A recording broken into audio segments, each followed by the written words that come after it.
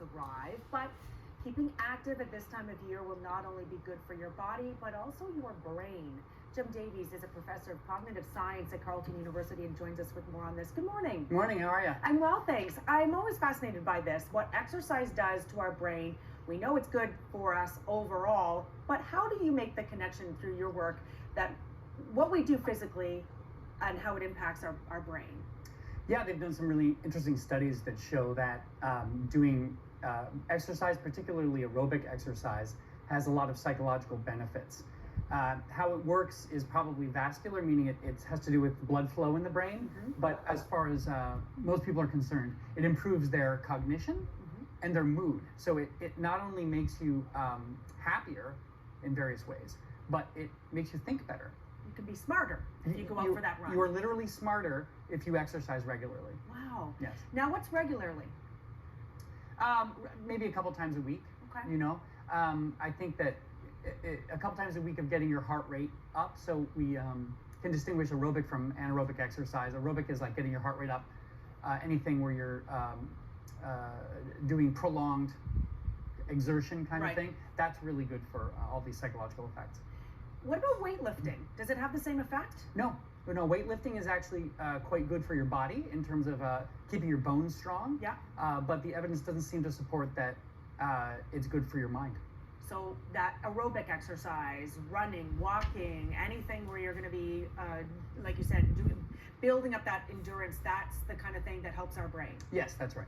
What about in the winter months? It's hard at this time of year to get outside. I mean, there's some die-hard runners in this city that'll go out in the cold weather no matter what. The rest of us, it's a little bit of a struggle to exercise sometimes. How do we get through that struggle and push through? Well, I personally had a terrible time with this, and what I did was I ended up picking sports that were indoors.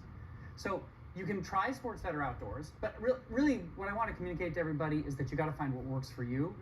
Don't commit yourself to something if you hate it. There are all kinds of sports out there. There's snowshoeing and outdoor sports in the winter, skiing, but there are also indoor sports you can do. So I picked up squash, and then pickleball I'm playing now, right? And that's everybody else. Yeah, and what's great about those kind of sports is that you can do them year round. Like it's not like you have to have your winter sports and your summer sports. If you really want to get into one sport, there are indoor sports that are incredibly aerobic.